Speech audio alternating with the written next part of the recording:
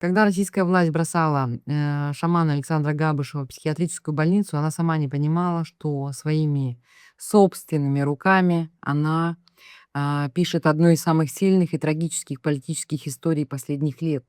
Вы знаете, в каждой нации есть свой героический эпос, в котором добро борется со злом. У нас называется этот эпос Олонхо.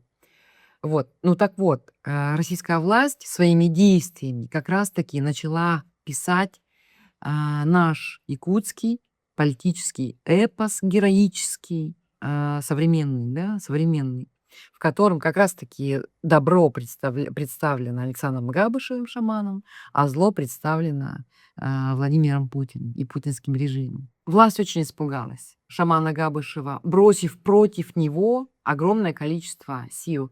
И правоохранительные органы они задействовали медицину, да, психиатрию. Дом шамана Александра Габышева в Якутске штурмом взяли 2 десятка бойцов ОМОНа, без каких-либо документов и постановлений. Самого Габышева вывели из дома без обуви и в наручниках. Это по словам очевидцев. Зафиксировать момент на видео блогеру Сергею Тихому не удалось. Вы не вырывайте у меня! Вы ломаете мне телефон! Вы ломаете! Вы только что вырвали у меня разъем! Мужчина, что вы сопротивляетесь? Вы только что вырвали у меня разъем! Это говорит о том, что власть очень сильно испугалась.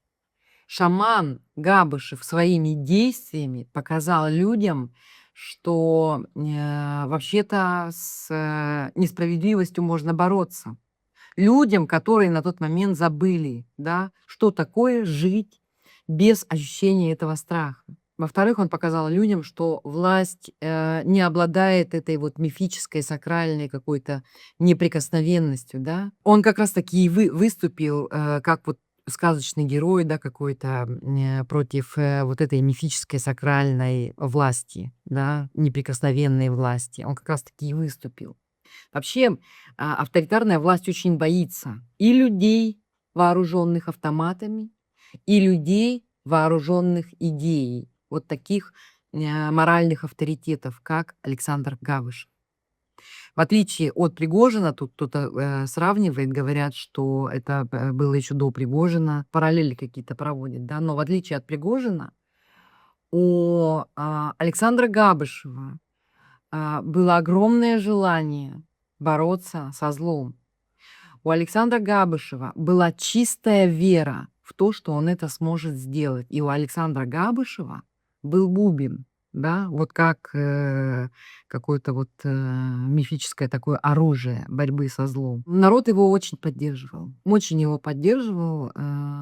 его поддерживали и словом, его поддерживали и делом, его поддерживали и рублем.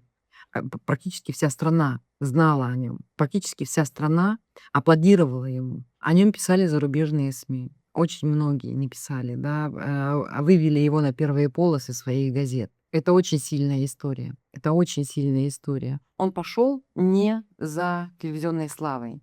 Он пошел не за какими-то политическими должностями, да, как у нас сейчас принято в Российской Федерации. Он это обычный человек из народа, очень близкий к народу, говорящий с народом на одном языке.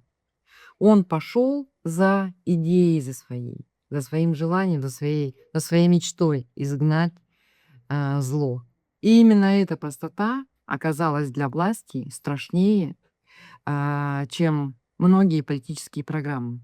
Сегодня нам предлагают считать нормальным, что человека можно удерживать на протяжении многих лет в психиатрической больнице только за его убеждения.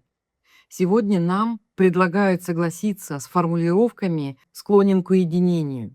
Но вы знаете, я вам хочу сказать, что самый склонный к уединению в этой стране – это Владимир Путин. Давайте вспомним его в ковидные времена, 4-метровые столы, в ковидные времена, опять же, да, что он держал по 2 недели чиновников и политиков любого ранга на карантине.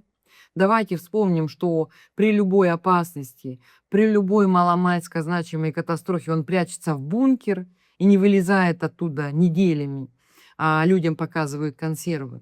Вот кто по-настоящему склонен к уединению. И вот кто должен быть первым в очереди на психиатрическую, значит, помощь, психиатрическое лечение, а не шаман Габыш. Я считаю, что история Александра Габышева не закончилась. Такие истории надолго остаются в народной памяти. Такие истории переживают любые телевизионные кампании. Такие истории переживают любые политические режимы. И именно поэтому власть боится таких людей и боится вообще такие истории и предпринимает все силы для того, чтобы люди забыли. Очень надеюсь, что в скором времени мы услышим, как звучит бубен свободы Александра Габышева.